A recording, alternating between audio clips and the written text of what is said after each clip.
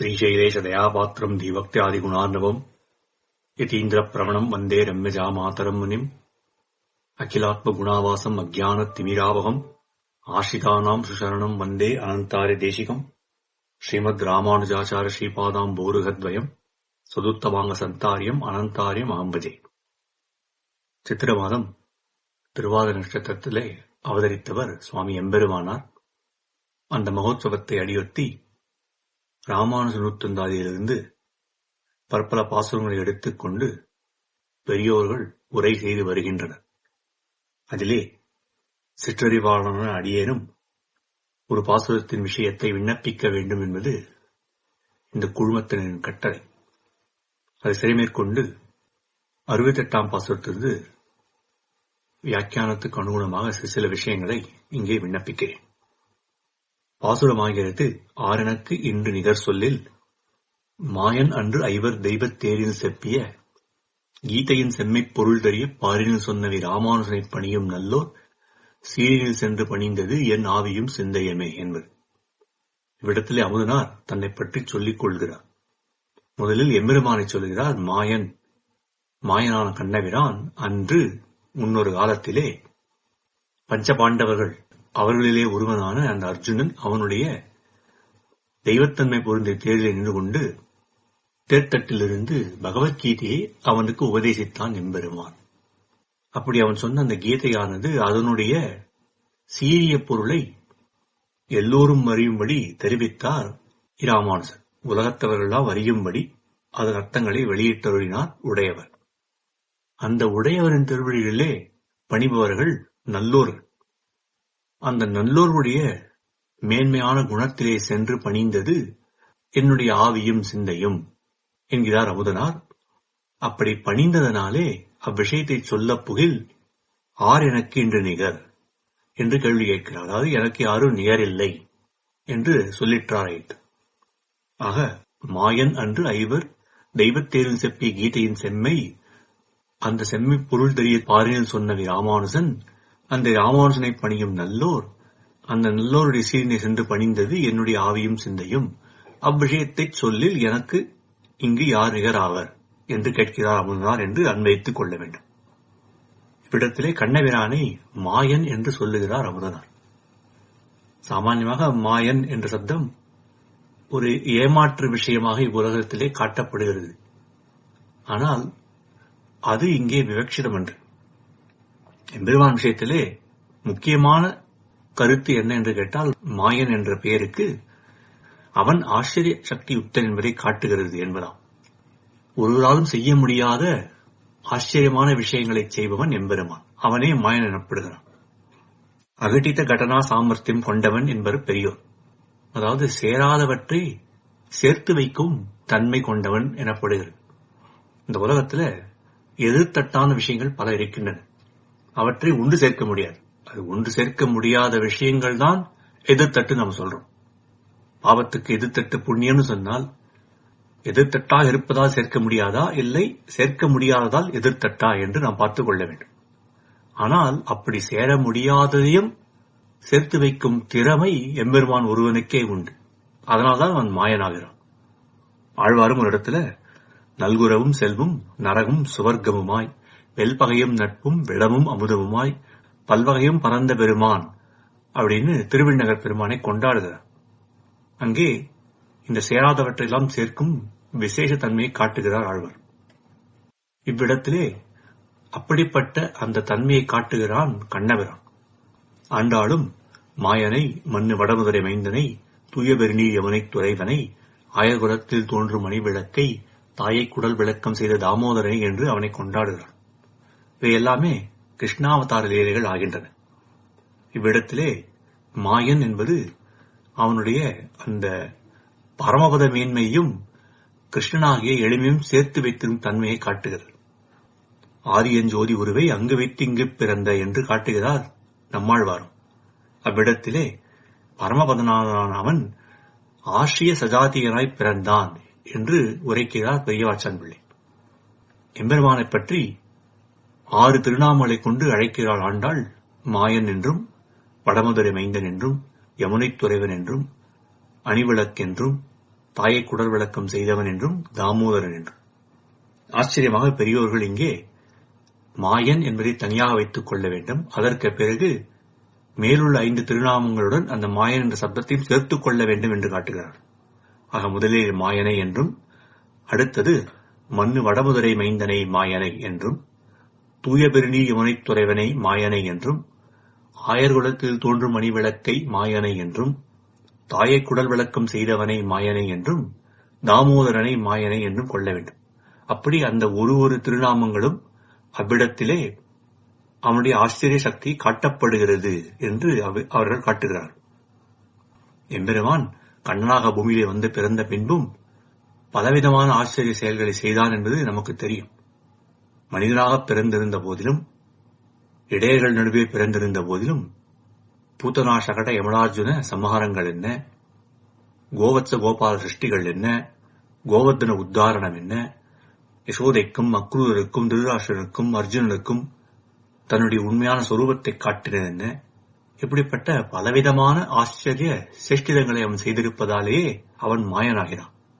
ஆனால் அதை அன்றி மேலும் ஒரு ஆச்சரியமான விஷயத்தை எம்பெருமான் செய்தான் என்று இங்கே அமுதனார் காட்டுகிறார். அது என்னவென்று கேட்டால், ஆண்டாள் மாயன் மணிவண்ணன் நென்னலே வாய் நேர்ந்தான் என்று இவ்விஷயத்தை கொண்டாடினாள். அதாவது நென்னலே என்றால் முன்னரே, ஒரு காலத்திலே முன்னமேயே இவன் அரை பறை வாய் நேர்ந்தான். அப்படி என்றால் இந்த சரம ஸ்லோகத்தை அவன் அங்கே சொன்னான். எங்கே சொன்னான் என்று கேட்டால், இங்கே அமுதனார் சொல்லுகிறார், குருக்ஷேத்திர மகா யுத்தத்திலே பாண்டவர்களுக்கும் கௌரவர்களுக்கும் அந்த சேனைக்கு நடுவிலே, அந்த உபய சேனைக்கு நடுவிலே தேரை ஒட்டி அங்கே அர்ஜுனன் அங்கே தன்னை அழைத்துச் செல்லும்படி கேட்டு தன் மனக்கலக்கத்தை சொல்ல அவனுக்கு உயர்ந்ததான சரம ஸ்லோகத்தை உபதேசித்தான் எம்பெருமான். அதுதான் அவன் செய்த ஆச்சரியமான விஷயம் என்று காட்டுகிறார். அப்படி நென்னலே வாய் நேர்ந்தது என்றோ ஒரு நாள் சொன்னது நமக்கு எப்பொழுதுமே அது உத்தமமாக இருக்குமா, சேர்ந்து வருமா என்ற கேள்வியை கேட்டுக்கொண்டு இவ்விடத்திலே மகாபாரதத்திலிருந்து ஒரு பிரமாணத்தை எடுத்து காட்டுகிறார்கள் பூர்வாச்சாரியர்கள். தேவ்பதேத் பிருத்திவி ஷீரியேத் ஹிமவான் ஷகலீ பவேத் சுஷ்யேத் தோய நிதிஹி கிருஷ்ணே நமே மோகம் வச்சோ பவேத் என்று. அதாவது கண்ணபிரானவன் திரௌபதி இடத்திலே சொல்லுகிறான், கிருஷ்ணையே, ஆகாயம் பூமியிலே விழுந்து விடலாம், பூமி உடைந்து போகலாம், இமயமலை பொடி பொடியாக போகலாம், கடல் வற்றி போகலாம், ஆனால் என்னுடைய வார்த்தை என்பது நமே மோகம் வச்சோபவேத் என்றபடி ஒரு நாளும் வீணாகாது, என்றும் அது தவறாகாது என்று அவ்விடத்திலே அவனே சோதிவாயத்திலிருந்து அருளி செய்திருக்கிறான். ஆக தேர்த்தட்டிலே 300 நாள் சொன்ன வார்த்தை என்றுமே பழுதாகாது என்று காட்டப்படுகிறது. திருமிழிசை ஆழ்வாரும் சேயன் அணியன் சிறியன் மிகப் பெரியன் ஆயன் துவரைக் கோனான் என்ற மாயன் அன்றோதிய வாக்கதனைக் கல்லார் உலகத்தில் ஏதிலராம் மெய்ஞானதில் என்று அருளி செய்திருக்கிறார். சேயன் என்பவன் எட்டாதவன், அணியன் என்றால் சுலவன், ஆக எட்டாதவனாயிருக்கிறான், சுலவனாயும் இருக்கிறான். சிறியன் மிகப் பெரியன், கிருஷ்ணன் என்னும் சிறுபிள்ளையாக இருக்கிறான், அவனே மிகப் பெரியவனான பரமதநாதனாகவும் இருக்கிறான், ஆயனாகவும் இருக்கிறான், தோராபதிக்கு அதிபதியாகவும் இருக்கின்றான். இப்படி சேராத விஷயங்களெல்லாம் சேர்த்து மாயனாக இருக்கிறான் எம்பெருமான். அந்த மாயன் அன்றொரு நாள் ஓதிய வாக்கான அந்த சரம ஸ்லோகத்தை கல்லாதவர்கள் உலகத்தில் ஏதிலராம் பகவத் விரோதிகளாவர், மெய்ஞானம் இல்லாதவர்கள், அதாவது உண்மையான தத்துவ ஞானம் இல்லாதவர்கள், பகவானுடன் யாதொரு சம்பந்தமும் இல்லாதவர்கள் என்று திருமழிசையாழ்வார் அருளி செய்கிறார். இப்படி தேர்தட்டிலே நின்று கொண்டு சரம ஸ்லோகத்தை அருளி செய்வதற்கு முன்னாலே எம்பெருமானானவன் அர்ஜுனனுக்கு முதலிலே தேகாத்ம விவேகம் என்ன, கர்மயோகம் என்ன, ஞான யோகம் என்ன, புருஷோத்தம வித்யை என்ன, அவதார ரகசியம் என்ன என்று ஒவ்வொன்றாக பல வகையான வழிகள் இருக்கின்றன என்று எல்லாவற்றையும் சொல்லி வருகிறான். பல தர்மங்களை காட்டி வருகிறான். அவற்றையெல்லாம் கேட்ட அர்ஜுனன் மனக்கலக்கம் அடைந்து பயந்து போய் நிற்க, அந்த சமயத்திலே அவனுக்கு அந்த 18ஆம் அத்தியாயத்திலே 66ஆம் ஸ்லோகமான சர்வதர்மான் பரித்யஜ்ய என்னும் சரம ஸ்லோகத்தை அருளி செய்தான் எம்பெருமான். ஆழ்வாரும் அறிவினால் குறைவில்லா அகல்ஞானத்தவறிய நெறியெல்லாம் எடுத்துரைத்த நிறைஞானத்தொரு மூர்த்தி என்று அருளி செய்கிறார். அதாவது நமக்கெல்லாம் அறிவினால் குறைவில்லாதவர்கள் என்று பட்டம் கொடுக்கிறார் ஆழ்வார். என்றால் நமக்கு அறிவிலே குறைவில்லையா என்று கேட்டால் அவ்விடத்திலே நம்பிள்ளை அப்படி என்று அறிவில்லையே என்ற குறையில்லாதவர்கள் நாங்கள், நம் போல்வார்கள் இந்த உலகத்தவர்களுக்கு அறிவிலே குறையில்லையே என்ற அந்த வருத்தம் இல்லை என்று காட்டுகிறார். அப்படிப்பட்ட நாமும் அறியும்படி கல்லிலே துளை உண்டாக்கினா போலே என்கிறார் பெரியவாச்சான் பிள்ளை. கல்லை துளைத்து நீரை நிறுத்தினா போலே இவர்கள் நெஞ்சிலே படும்படி உரைத்தான் எம்பெருமான் என்று நம்பிள்ளை காட்டுகிறார். ஆக அர்ஜுனனை வியாஜமாக கொண்டு எல்லோருக்கும் அருளி செய்யப்பட்டது.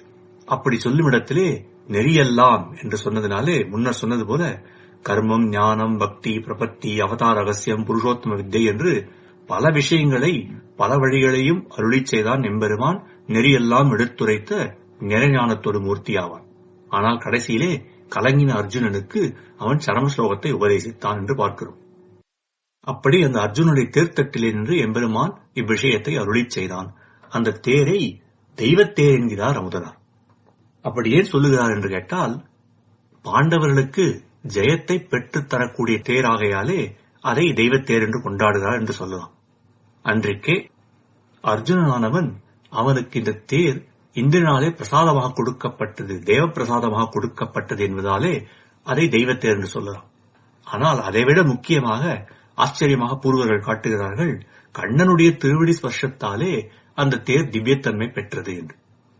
அப்படி அவன் திருவடி சம்பந்தத்தாலே அதற்கு உண்டாகுமா என்று கேட்டால், நாச்சியார் திருமொழியிலே ஆண்டாளும் ஆட்சிமார்களும் ஆயரும் அஞ்சிட பூத்த நீள் கடம்பேறி புகப்பாய்ந்து என்று அருளி செய்திருக்கிறார். கண்ணபிரானானவன் அந்த கடம மரத்திலே ஏறினான். அது அந்த காளியன் மடுர் கரையிலே இருந்த மரமாகும்.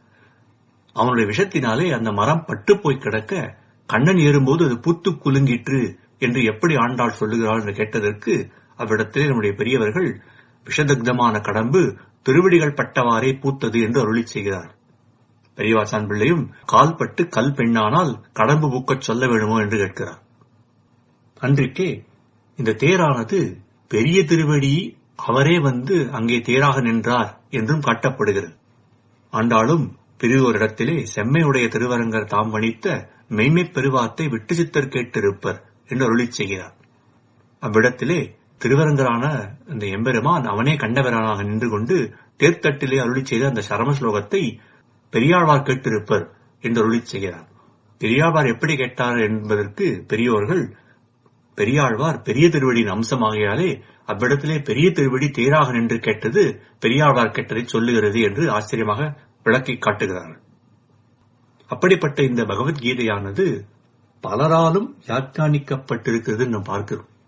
அன்றும் சரி, இன்றும் சரி, இனி என்றும் சரி இதற்கு வியாக்கியானம் எழுதுகிறேன் என்று யார் யாரோ முன்வருகிறார்கள், வரப்போகிறார்கள் என்பது நமக்கு தெரிகிறது.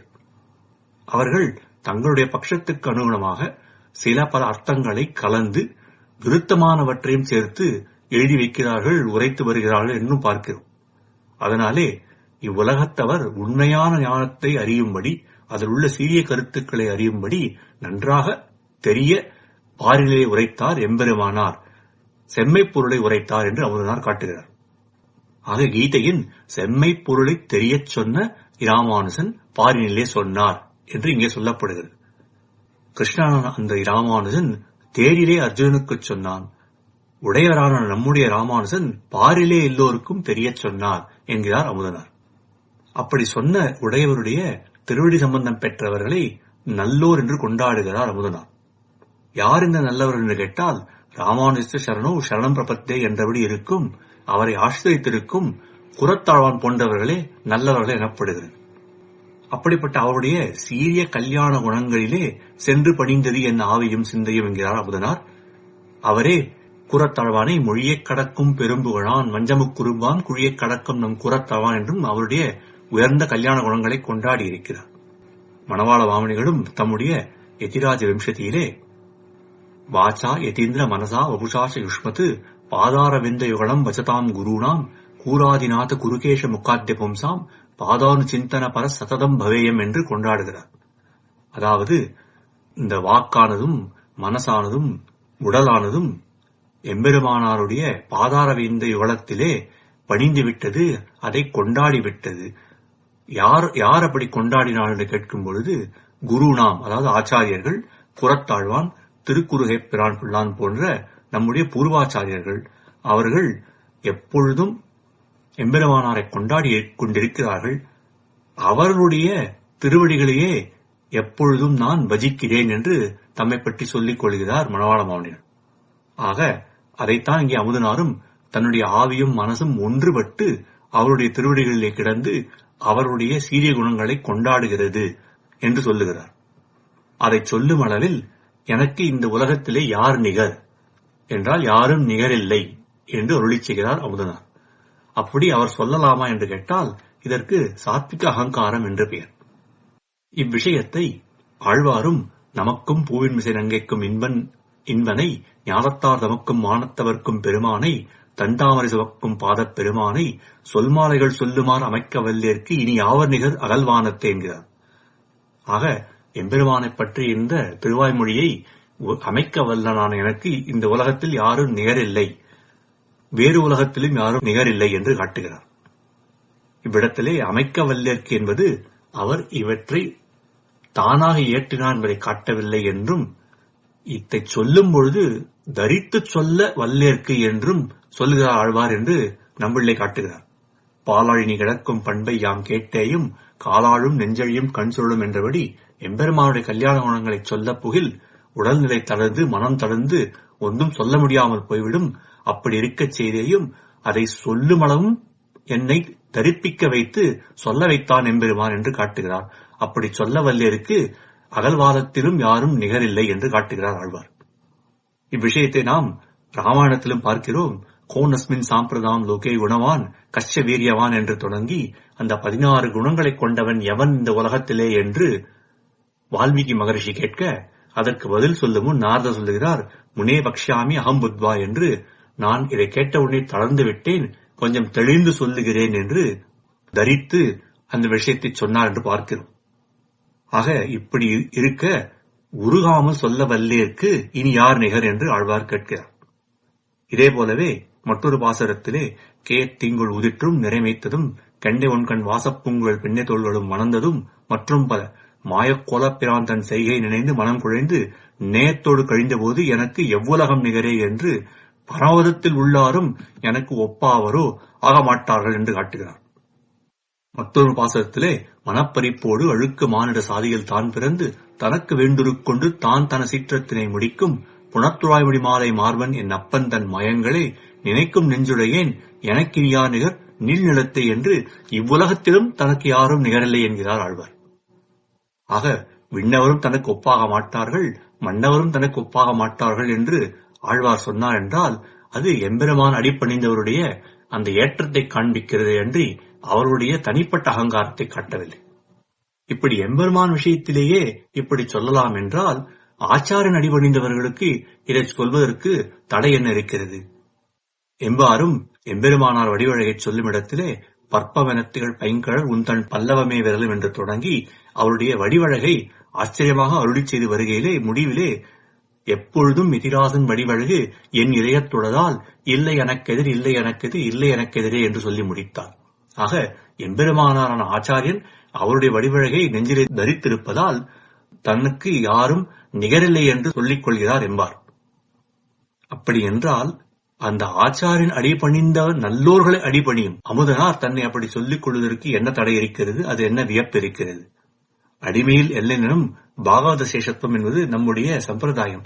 ஆக அப்படிப்பட்ட அந்த பாகவத சேஷத்துவத்தை கொண்டிருக்கும் அமுதனார் யார் எனக்கு நிகர் என்று சொல்வதில் தவறேதுமில்லை, வியப்பு ஏதுமில்லை. இப்படிப்பட்ட ஆச்சரியமான உயர்ந்த விஷயங்களை இந்த பாசுரத்திலே அமுதனார் அருளி செய்திருக்கிறார். சுருக்கமாக அடியேன் இங்கே விண்ணப்பித்தேன். குற்றம் குறைகளை பெரியோர்கள் பொறுத்தொழிலுமாய் பிரார்த்தித்து அடியேன் அமைகிறேன். ஆழ்வார் எம்பெருமானார் ஜிய திருவேலேஸ்வரனும் அடியேன் முதல் கவிதாசன்.